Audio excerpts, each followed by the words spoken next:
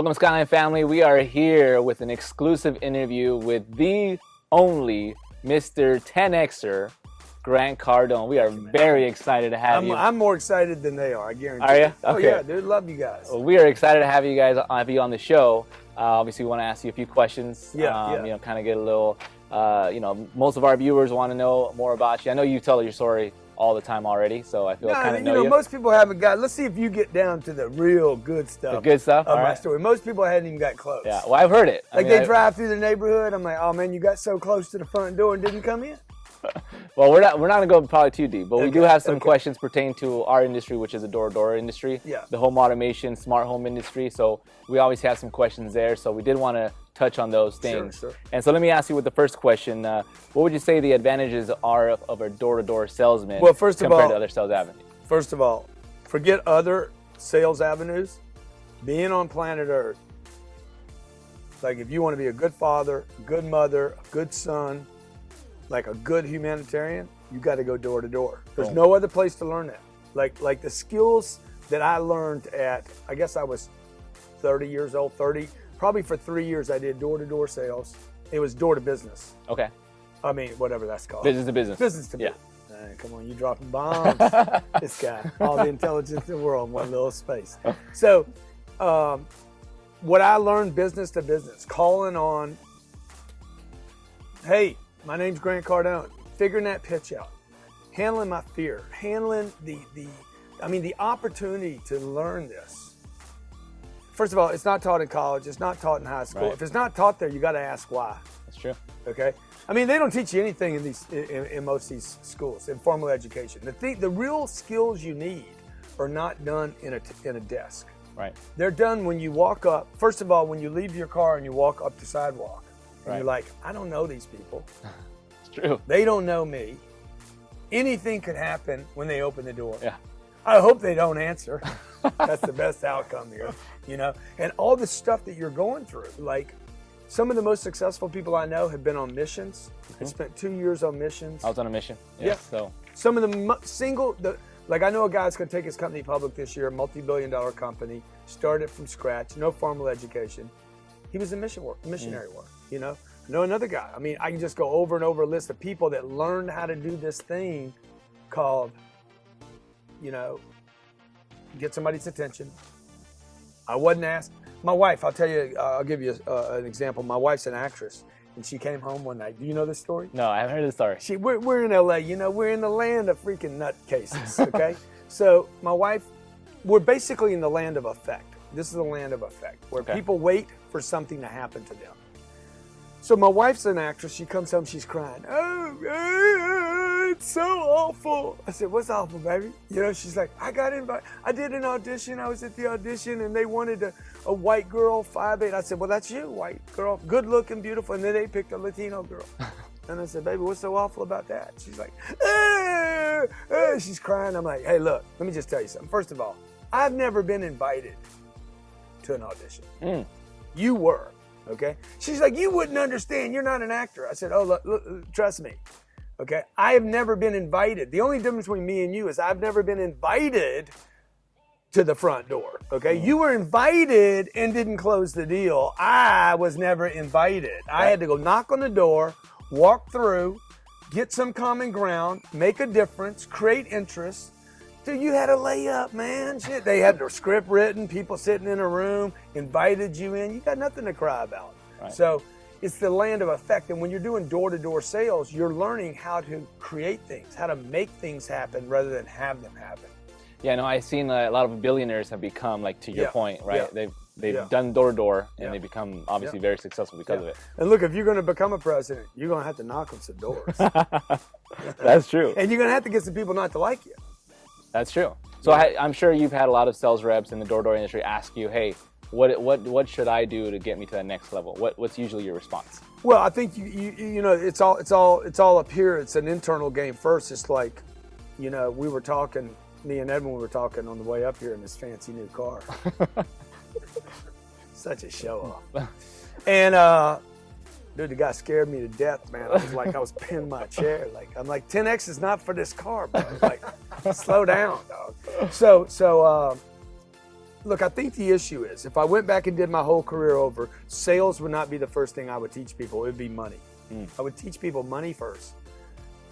You know, you need to get the money. You need to get the money concept right first. Okay. And then the door's going to be easy. And the pitch is going to be easy. Look, where you lack creativity, when you get tongue-tied, you don't know what to say, it's not because you're tongue-tied, it's not because you're stupid, it's not because you're not a salesperson, it's not because you don't like to talk to people, it's not because you're an introvert, it's because you lack commitment. When you commit completely to anything, when you commit to it completely, the creativity will show up to get you to figure out how to play the puzzle. So, you know, it's like a puzzle. Right. The life is all like a big puzzle, like whether it's 200 pieces or 2,000 pieces. Right. It looks extremely complicated in the beginning. Your commitment to finishing the puzzle is what will get you to find the pieces that go in each place. So closing off all doors, all windows. Shut all the doors, dog. Say this is it. Oh man, I'm gonna go back and work at McDonald's. No. You know, or like I write about this in the 10X rule. Like the normal level of activity. There's 4 levels of activity. 1 is no action. 2 is minimal, or you retreat. You retreat from activity. Those 2 take a lot of energy. Got it. Retreating, if you just do this exercise when this is done, or stop right now and just try walking backwards, man. It takes more energy to walk backwards or run backwards or jump backwards than it takes to go forward, right? And then sit on the couch and decide you're going to go to the refrigerator, grab something to eat, and then I want you to not go. And watch how much energy it takes not to go someplace, to not do something, to make sense of not having money, not having the car, not having the girl. To make sense of it requires you to lie to yourself. Right. And lying to yourself takes energy. Wow. Profound. You hit me. Come on, man. Yeah, you got one. So let me ask you, this is a little like more of your background. So, so I know you've said that, you know, if you had to go back in time, you wish you would have gone bigger, faster. Right? Yeah. Do you see yourself trying to make up time now? Oh yeah, totally. Because of that? I've been making up time. I mean, time's been an issue for me since my dad died. So when my dad died, I was 10 years old, and it was like you want to reverse time, right? I'm like, I thought it's, oh God, I want to just go backwards. Like when you're a little kid and you do something wrong, I'm sure you did. You know, you got caught doing something, and you're like, oh God. First you start praying, God, please, God, right? Right. You know, if you reverse that and you start doing the deal thing, I'm sure you did that. You know, so, you know, I'm trying to think, oh man, let's reverse time. Well, once it settled in that my dad wasn't coming back, then it was like, I got this lesson that I'm running out of time. My dad died when I was 10. My older brother died when I was 20. So I got these 2, he was 25 years old. Wow. So my dad was 52, my older brother was 25. I'm like, dude, nobody lives long. So I'm thinking I'm running out of time. Now, when I made that decision, by the way, very powerful decision. You know, most of, we all make decisions. Everybody's making decisions. That's what's the problem with books like The Secret and you know, Just Think and Grow Rich. The problem is you've also made some other decisions that are like buried beneath the awareness that you have to, you got to figure out how to get rid of some of these decisions you've made. So my decision was, I'm not going to live very long. So my dad didn't, my brother didn't. I'm running out of time. When I was 10, I thought I wouldn't live to 12. When I was 12, I didn't think I'd live to 15. When I was 15, I'm like, there's no way I'm ever going to be 18. Wow. When I was 18, I was like, there's no way I'm going to make it to 20. And what I did was I started killing myself. Between the age of 15 and 25, every day I was starting to use drugs. I was starting to, and drugs were just part of the bad decisions to die. You know, I was picking the wrong friends. I wasn't paying attention at school. I wasn't writing my goals down. There was no future for me. Literally, I wasn't creating a future except to die. And so, am I trying to make up time? Yeah, dude. I've been trying to make up time since, you know, my whole life. And I think it's good that you're trying to make up time, you know, because, you know, you look at the way people talk about, look at how your friends talk about the days of the week. Oh my God, it's Monday again. Right. You know, then Wednesday, they take a break. Tuesday's hump day, right? Wednesday's hump day. Wednesday's hump day. Excited about the Thursdays we're getting close. Fridays, thank God it's Friday. Right. You know, Saturday, let's freaking forget it by getting hammered. You know, people don't even remember their Saturday. Right. And then Sunday, oh God, not another week coming, right? Oh, and by the way, Sunday's the day you can't work because you read some passage that said you couldn't. So you basically destroyed 5 days of the week.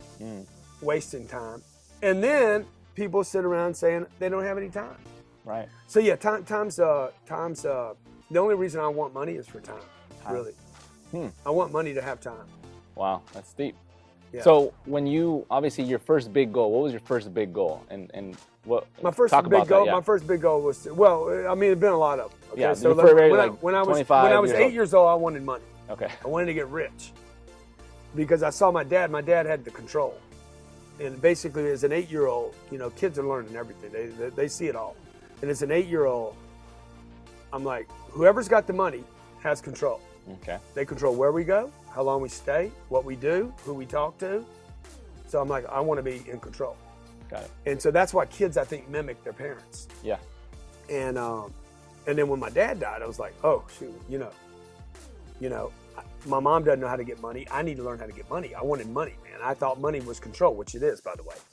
And so one thing was I wanted to be rich, man. When I was a kid, I wanted to be James Bond, dude. I wanted to be as cool as Edwin. I wanted to have a fancy car, but more than just having a fancy car, I wanted to be the kid that could freaking crash the car and walk away in my tux, all cool. Like, I wanted to be the guy that could walk in the casino and lose 200,000 pounds and walk away and still get the check, right? Because I was watching movies, dude. Whatever I was watching, I wanted to become. So I'd watch Bond, and then I'd watch The Godfather, and I'm watching gangsters, and dude, I don't have anybody to lead me, right? And I had nothing to do, and so I was being mentored. Everybody's being mentored all the time. So basically, I'm robbing goals from other people, and it probably wasn't until I was about 30 years old that I'm like, hey, I need to come up with my own goals. What do I want? And I think most people have goals that are really lazy. They just adopt ideas. I want to look like him, haircuts, like your haircut. You saw it on somebody else first, dude. Probably, I don't know. No, for sure. You didn't think that up yourself. Yeah, I think I copied Edwin. So, and then it becomes a trend, right? People follow that, right? So I think with goal setting, a lot of people just you adopt your dad's goals or your mom's. Just be happy, son. Buy a house. Like, where did that goal come from? I don't know, yeah. Okay, buy a house. It's a good deal, and everybody thinks it's a dream. Okay, and it's not a dream, dude. In dreams, you don't have to mow the grass. Right. Okay. In dreams, you don't have to freaking plunge out the toilets. In dreams, you don't have to make payments for 30 years. In dreams, you don't paint the walls of the house. In dreams, hurricanes don't wipe out. See what I'm saying? That's not a dream, dude. That's just a dumbass goal. Right. Now, a good goal would be, I want to live in a different place every 3 months. Okay? Like you've done, right? You're here today. I'm here today. I'm going tomorrow. Man. Yeah. Okay. So I want to move around. I want to be nimble. So I'm starting to make new goals. Hey, I want to fly on my own plane. I want to get on my own plane. I don't want a seatbelt warning. Okay. I don't want the pilot. I don't want to not know who the pilot is. I don't want some bullshit peanuts. And I don't want anybody telling me what I can say or can't say, okay? So I bought a plane, got on my plane, first flight on that plane. This has been a goal of mine my whole life, to say whatever I wanted at takeoff. True story, I've never shared this with anybody. We're taking off. Dude, this plane's going 160 miles an hour on takeoff. It's going 550 miles an hour, 550 miles an hour, okay? 10,000 feet like a minute. And it'll go to 44,000 feet, and I'm yelling bomb the whole way. Bomb! Bomb! Okay? I always wanted to do that, right? And the beautiful part of that was freedom of speech. Nobody would arrest me. It was my space. I could say and do whatever I wanted. Wow. So look, the point of that whole thing was, look, you need fresh goals. All the time. Not your brothers, your sisters. Yeah. Edwin needs new goals. Right. Right? So, he's going to become a movie star now. TV star. Can't tell anybody. I'm telling anybody. I leaked it out a little bit. Okay. But, now he's going to be on GQ magazine. He wants to be on GQ, right? Then he'll want to be on the Rolling Stones.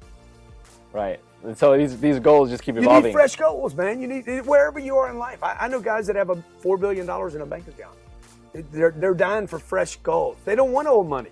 They want fresh goals, fresh, obstacles, new challenges. And you think the challenges come because of the achieving of a small goal, and then you achieve a second goal, and then the challenge. Yeah, I think that achieving anything, particularly money, right?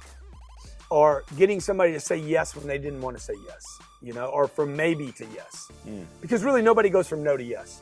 People go from no to maybe to yes. So look, if you can just get somebody to move through maybe, like I never get anybody to say no to me. Hey, don't say anything to me, but don't say no. You know what I'm saying? Say maybe, say later, say could be in the future, lie to me if you need to, but don't say no. Don't say no. Okay, you single guys, try this. It works great, okay? So watch, because if I can get somebody to move toward maybe, I'm moving them down the field, right? And so why is that important to me? It's not important because I'm a sales guy. It's important because it gives me the confidence that I can start creating effects, not being effective. Like I don't want to be effective. Right. You know, I don't want to constantly be, I go to a movie because I want to be effective. I want to be made sad or made scared. You know, I got in the car with Edwin because I wanted to, let me have a little fear, you know, and he gave it to me. So, but you don't want to live like that every day. You want to create the fear in others. Yeah. You know, Edwin had more fun freaking punching an 80 than I did. So let me switch gears a little bit. Yeah. Okay, so obviously in our industry, the smart home industry, how valuable do you think is to have? You ought to be on TV, man. No, dude, you look good. Right? Dude, you're made for TV. No, You're like, no TV for me. If you think he's made for TV, please post a comment. But for the smart home industry, Yeah. So you see where it is today. Yeah. You know, how important is it in today's society to have home automation or smart homes? You know, like smart homes. You know, you have thermostats, you have door locks, all that. What am I supposed to do? I'm supposed to go walk over there and fix the thermostat? No, you don't do anything. That's the good thing about smart homes. That would be stupid. Yeah. You have people who do that for you, right? And so that's what makes it interactive, everything like that. Yeah. So why would I want to walk over and change the thermostat? Right. You know?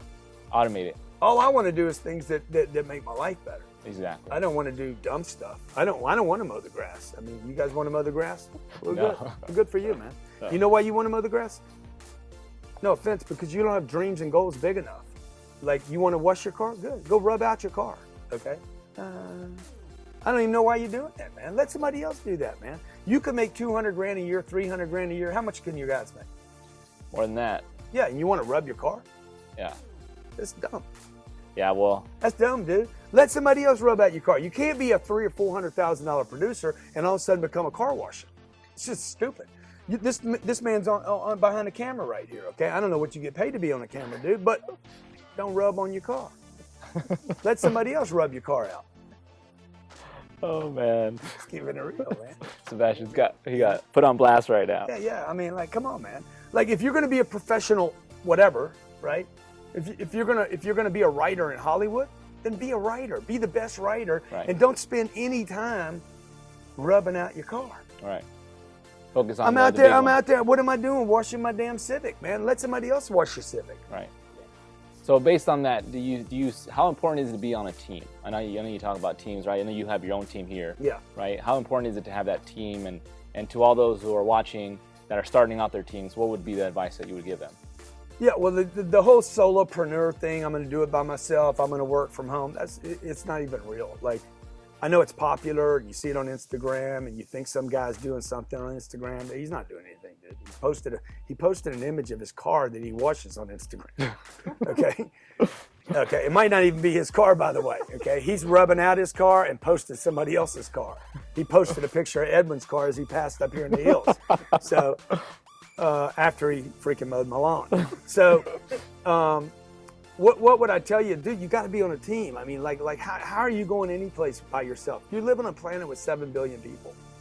You're like, I hear people say all the time, I'm an introvert, and I don't like people. Do you live on planet Earth?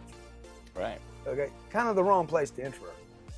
So, people, I know people that can't swim, man. I'm like, 2/3 of the planet is water. Hey, jump in this pool, right? You right? might want to get your strokes on, dog. I mean, there's a chance in your lifetime that you're going to need people, and you might need a backstroke, right? You might need to be able to hold your breath at some point. So like, I don't understand why people aren't getting prepared. We live on a planet that is basically, it's got gravity on it, it's got an atmosphere, and there's one common thing, whether you're Chinese, Hispanic. I don't think Hispanic's even a group, is it? Latinos, Hispanics. Latinos, yeah, man. Sure. Okay, sorry, man. Okay, you got blacks, you got whites, you got Italians, you got all these people, right? Koreans, we got all these people, but the truth is, man, economics bind us all together. Okay, I go down to the grocery store and there's somebody from Korea in there.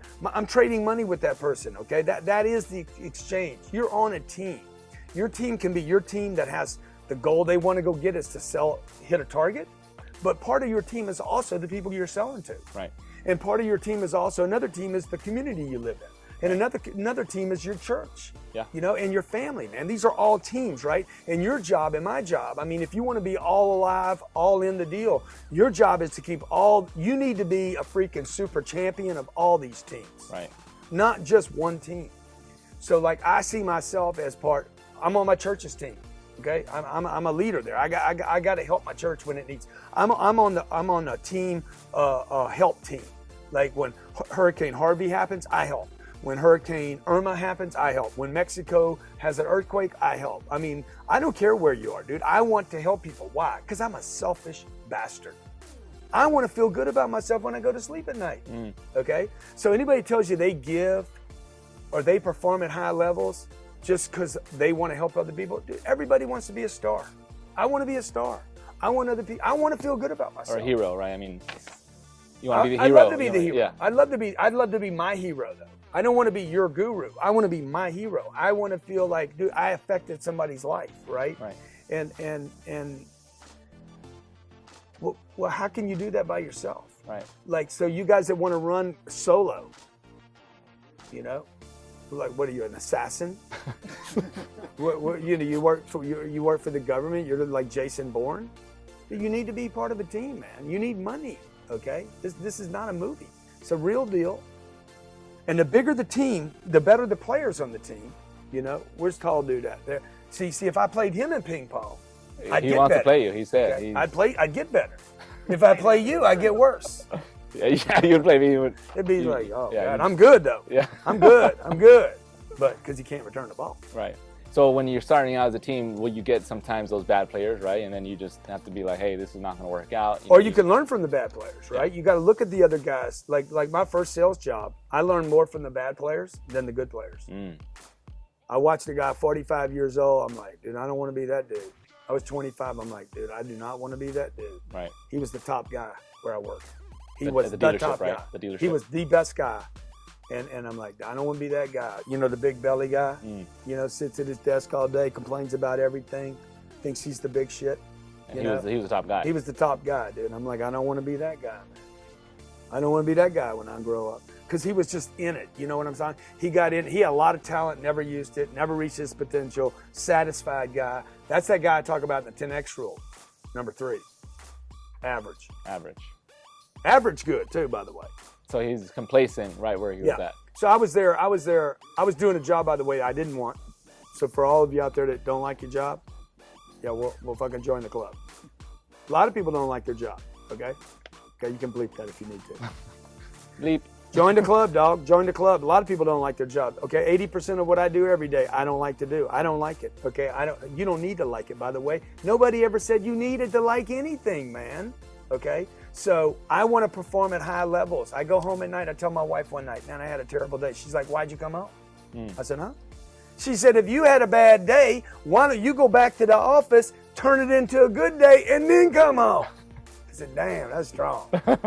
You're right, man. You're right. What am I doing coming home with a bad day? Your job is to go out and change the day, right? And so I don't want to be that guy. I don't want to be that average guy. I want to be that superstar. I want to be the guy that performs at a level that people hate him because of his performance. They envy him because of his performance.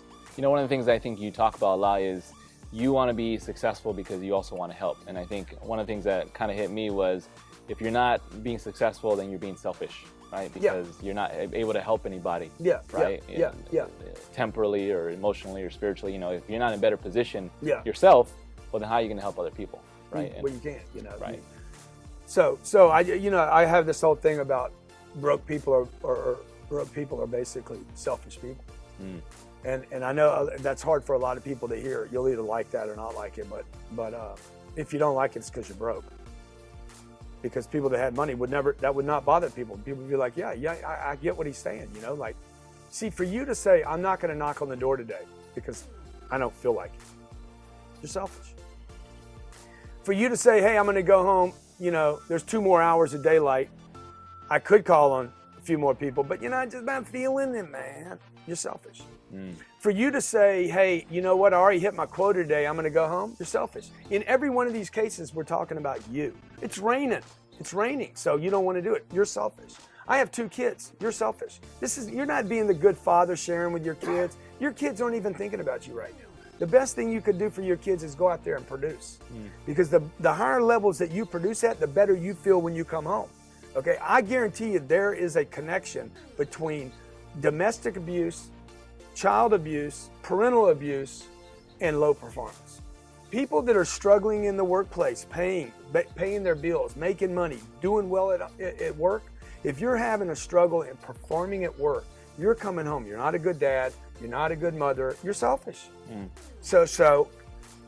look, I know people have bad days and things happen and da-da-da, but like, don't be selfish, So perform so you can help the church. Yeah. So the community, the Harvey, obviously the Harvey is having you helped. I saw you helped out. I had somebody say, "Man, you got that Rolls Royce, and you could have helped people." Dude, I'm already helping people, bro. Right. Okay, don't talk about my car. Yeah. All right. No, I saw you load up the plane, and you were. Yeah. Like I can buy the car and help people. Okay, right. And I can help a lot of people. I can help the Irmas, the Harveys, the Mexicos. Can you? Right. Or can you just have the energy to criticize me? Right. Because that's typically what happens here. Yeah. Last question. Okay. And I know you got. And by the way, look, man, the more doors you knock on, that money that you won't give to charity, it ain't your money anyway. It's not your money. I've never given my money to charity. That was somebody else's money that I was holding on to for a little while that I gave away. So the people that don't give to charity, that talk about giving to charity but don't, it's because they worry they can't create new money. And that's the importance of knocking on that next door, man, no matter what, man. When you think you're done, knock on another door. When you think you hit your quota, definitely go knock on another door. Huge mistake that performers make. They hit their quota and they're like, dude, I'm good. No, bro, roll. Roll right now. You got the energy. You got win, right? This isn't a football game that's got 4 quarters in a time, right. Oh, game's over. No. When you're winning, when you're punching a guy, this ain't the UFC. You're punching a guy. There ain't no tap out when you're winning, dude. When you're winning and you're beating the marketplace up, you just keep freaking crunching his head in. Right. Wow. Yeah, man. Last one. Okay, one more question. Come on. All right. So what are the intangible rewards that you received for your massive success? Intangible. I mean, personal confidence, self-confidence. Can't measure it, friends everywhere. I have friends all over the world now, I mean, if I get in the jam, I know somebody's going to help me. Wow. I was at the gym. What gym? Equinox this morning. 2 dudes. I mean, these guys are freaking got. What are my biceps, like 22s? Theirs are like 38s. These guys are freaking mass. I mean, they're deadlifting 315 pounds. They're probably 28 years old. These 2 dudes look at me and like, Uncle G! But it just filled my heart so much because here's 2 dudes, grew up in LA. I don't know them, they don't know me, but they're like, you're my uncle, man. I read your 10X rule. I wake up to you every morning. Like, that's an intangible. They'll never hit my net worth statement. A bank can't see evidence of it. So that, I'm a good father, man. I make time for my kids. I mean, an intangible is a hurricane comes. You help. I call the plane. I say, hey, we're out of here. Brian. Let's go deliver products. I mean, there's so many intangibles, man. The ability to give money away and not worry about it, to pay a bill and not worry about it, not worry about it too much. Worry a little bit. But mostly the biggest thing, man, is self-confidence. The self-confidence. And also one other thing is the freedom to say whatever I want. And most people never get in a position to say what they want, do what they want, or go where they want because they never get enough money. Why? Because they never knocked on enough doors. Well, appreciate your time, Uncle G. Come on, man. Appreciate your time. Dude, you need to be on TV, dog. Okay. Come on, I'm serious, man. Not happening. Well, we want to thank you guys for watching our Skyline show. And here you go. We had him on our show. We're very excited about that.